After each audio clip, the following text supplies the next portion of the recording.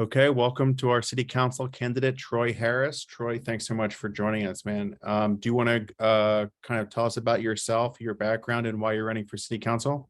Absolutely. Thank you for having me. My name is Troy Harris. I'm from Phoenix, Arizona, and I'm running for city council because I had a life-changing epiphany after having an accident here in Santa Monica where the community was there to save me.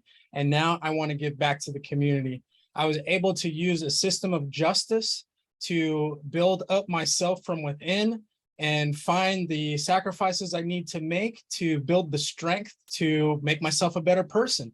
And now that I'm in a good place and striving to continue to improve, I want to carry that out with my community around me, especially because this community, Santa Monica, was there when I was down. And I never know when I might be down again. So I definitely want to build the community up. So in case I need their help in the future.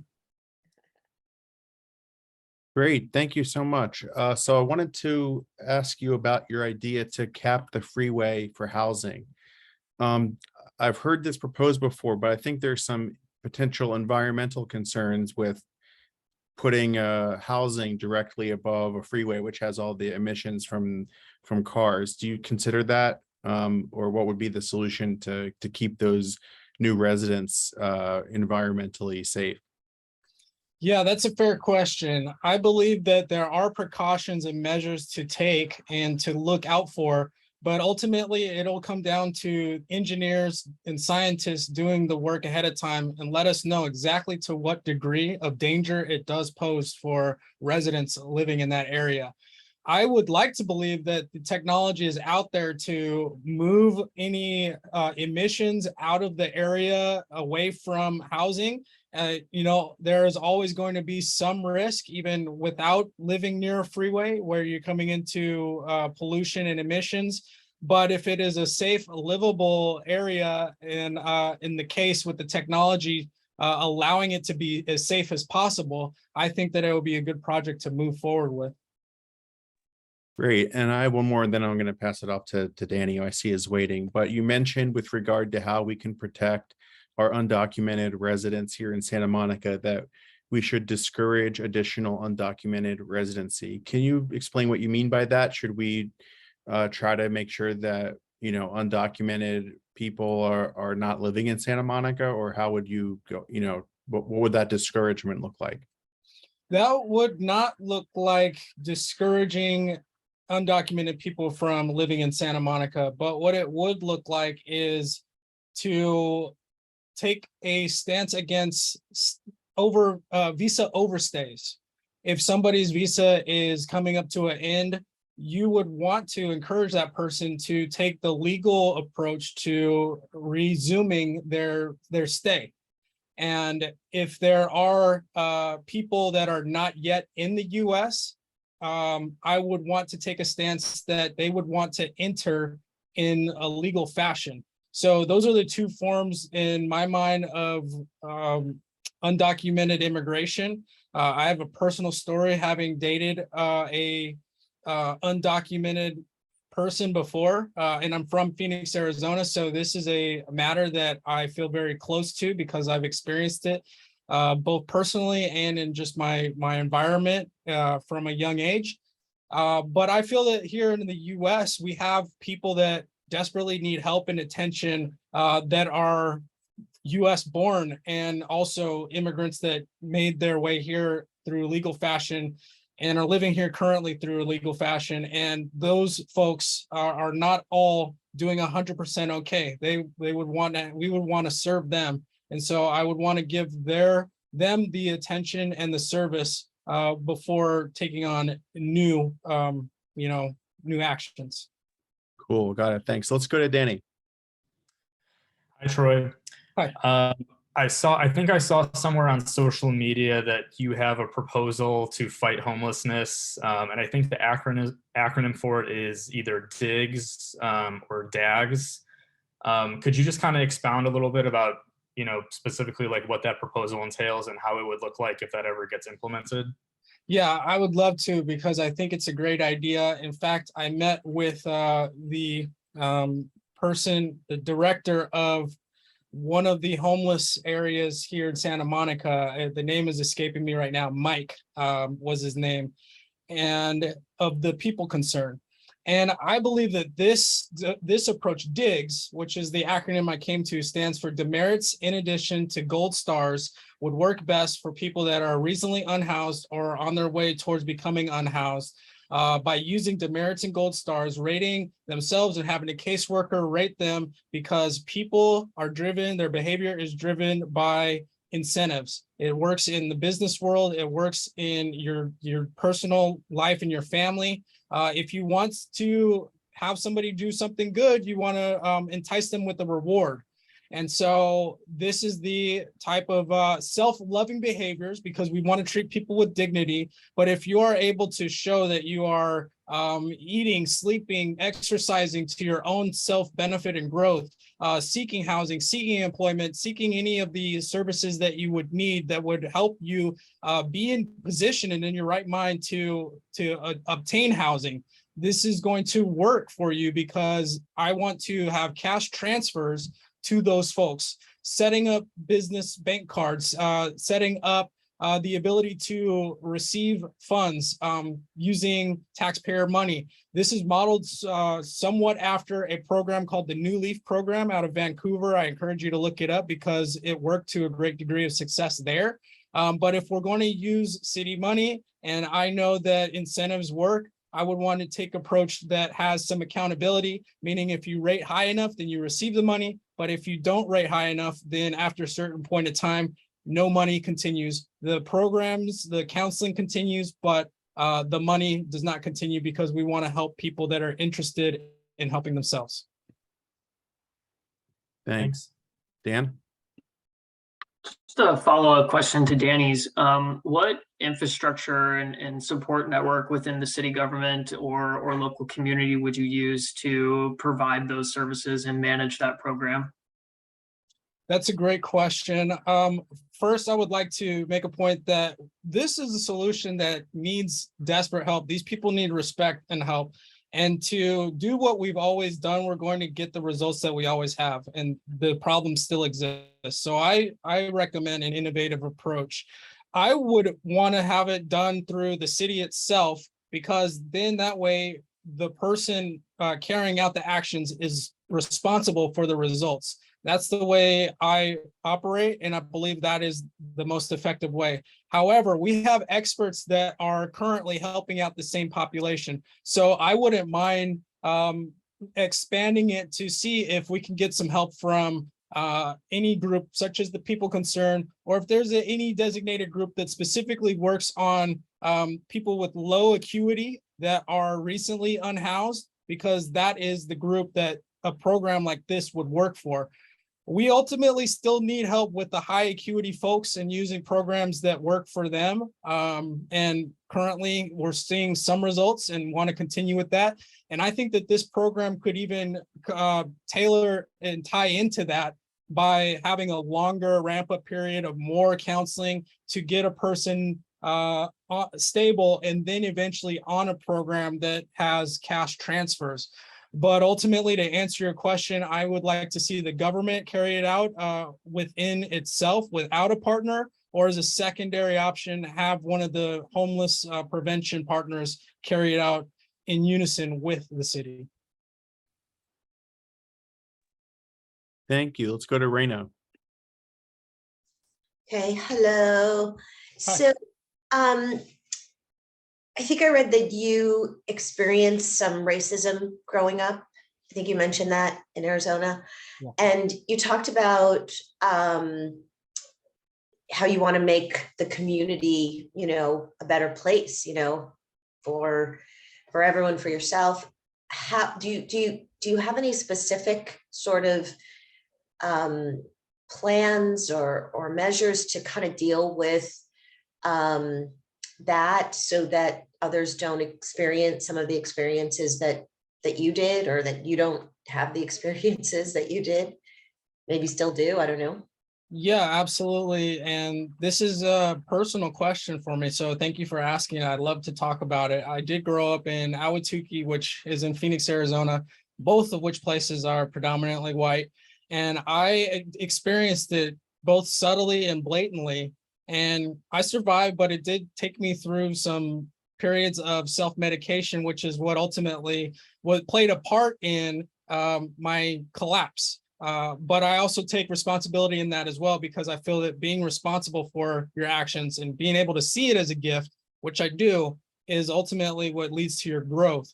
So I want to see experience, like you said, the word that you said over and over again is from my experience.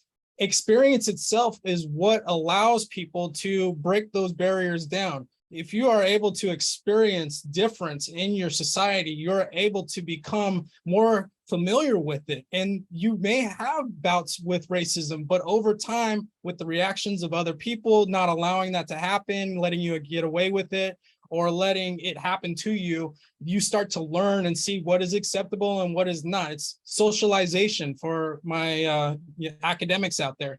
So I have specific programs in mind that I feel would help with this. I would love to audit landlords to make sure that they are engaging with people from various backgrounds, because we all know, as much as you want to be diverse and fair, homophily exists, tribalism exists, and we have to fight against it. So by making sure that there's audits, that allows for the insurance that we have diversity. By also attracting talent of landlords of color, of various colors, it allows for, we don't want to see homophily, but if it is going to exist, we want to see it from various different groups. So as a result, we're fighting it from both sides. And we have to learn ourselves how to, there's a case for diversity, how to want diversity. You would want diversity because when you're in a position where you're struggling with an issue, the more solutions you have, the better. And you're only going to have different solutions if you have different perspectives. And people from various backgrounds are going to have different perspectives, because the one thing that you have that nobody else in the history of the world or the future will ever have is your perspective. So being able to use that and have that be a goal for everybody, I think is something that we can have in Santa Monica. Thanks. Let's go to Patricia. Hi, Troy. I'm was looking forward to meeting you, since you were one of the people in the race who I had not met at all, and I'm glad to see you up close. I had a question on your pro Airbnb, and do you know what the city policies are and how would you change them? Okay, thank you. I would want to change them. I do want to circle back to one thing. There's 4% African American in Santa Monica, so raising the amount of diversity is key. For Airbnbs, it has to do with housing, because housing is how we increase that percent. As a renter myself, it has to do with housing, and so I'm able to use, I have a guest right now, you can probably hear me talking, where it's allowing me to make some supplementary income to reach my financial goals. And whatever that might be, mine is running for city council. Somebody else might be moving into a condo. Somebody else might be to live out their dreams of traveling the world. Whatever it is, it needs to be something other than what the current situation is struggle. People are stressed out. You look at the reports, Santa Monica is the #1 stressed out suburb in America. And it's not me making that up. It's written in a report. That's why we have the sustainability. That's why we have the well-being program here that launched years ago. So I would want to see, I know it's difficult. I don't have the exact literature on the regulations, but it is difficult, too difficult to have an Airbnb in Santa Monica, especially when we have enough tourists for the hotels and the residents to succeed. So if it were more possible to have Airbnbs in both live-in 2-bedroom apartments or more, or ADUs, I feel that those two types of residents could be responsible to make sure it doesn't turn into a party house or exploiting the area by turning an entire complex into an Airbnb motel. That's not what I'm out for, but for the ability to someone to rise out of their current financial situation and hustle. Having a side hustle is exactly what I think we need more of, especially in an entrepreneurial city like Santa Monica. Okay, because now it's legal under the city law for you to have someone, if it's a home share, if you're bringing someone into your home. But then again, if your landlord says in your lease that it's not legal, then you could be in big trouble, even though it's legal in the city. So it's something you have to look at. But thank you. They had a cap of licenses when I applied.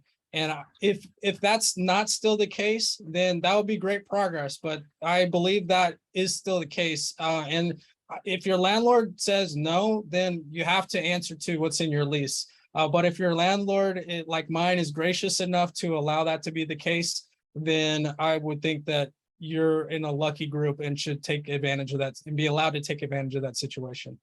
Thank you. I wasn't aware of the cap, but thanks. Okay, let's go to Dan. Yeah, on Airbnb, would you be interested in deregulating Airbnbs that are like single family homes or full apartments for short-term rentals? No. Single family homes, yes, but full apartments, no. The single family home is like for me, like my situation. I have a 2-bedroom apartment. So if you have an extra room, I don't see it as any different than this situation, being a renter. But except instead of helping it pay your rent, you're having it help you pay your mortgage. But for full apartments, no, because that's a commercial business, and then you're competing directly with hotels. The idea is not to have a competitor with the hotel. The idea is to help people rise out of their situation by using what they have at their disposal, which is extra space.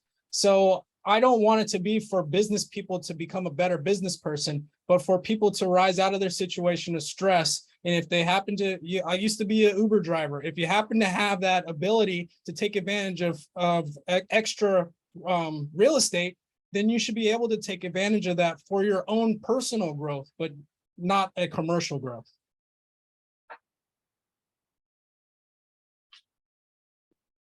Thank you. Does anyone have another question? I have more, but I'll let other people go if anyone has any. Okay, seeing none, I just have like a couple of lightning round questions that I saw in your questionnaire. Do you support the recall of George Gascon? Yes, I think it's dangerous, his approach to politics. Do you want me to answer lightning round style where I just give a bullet point? Yeah, that'd be great if you don't mind, just because we're running close on time. And Prop 47, you support the repeal of it? I support the repeal of Prop 47. Again, dangerous. Again, Gascon. Again, we need to not let people kill themselves slowly through drug use. And Prop 57? Prop 57, same thing. We ought to have drug counseling so that people can learn how to make a change in their life, just like I did myself, to see that your decision is the only decision that makes your life in a better position. So counseling is what helps with that. Okay, thanks. I actually have Go ahead. one other really quick question, and hopefully you can answer quickly. Being new to city government, how open are you to listening to those who have had a lot of experience, maybe even different views than you may have, maybe even changing some of your own views as a result? Oh, I'm always growing and I'm humble, and you have to learn from people that are experienced and that are around you. There's two players in this game. It's your experience, and it has to do with your opportunity. So if you have the opportunity to get experience, but you don't have experience until you get the opportunity. So if I was new to my job at UPS years ago, but now I just got promoted into managing enterprise accounts of international global accounts. So you eventually learn, and I didn't get there from just myself, but through experience in the role and from learning from my peers and learning from my customers, and sometimes failing and changing my mind. This is what actually, and I'm very much about that. You have to grow. And so if you can grow through successes and you grow through failures. And, you know, I see everything as a gift, as an opportunity to grow, you know, or to stay the same, and you get to choose which is which. So I definitely would love to learn from others and be open to changing my viewpoints. Great. Thanks so much, Troy. Appreciate you coming by and sharing your story of your campaign with us. It's great to hear from you. I really appreciate the opportunity. Thank you.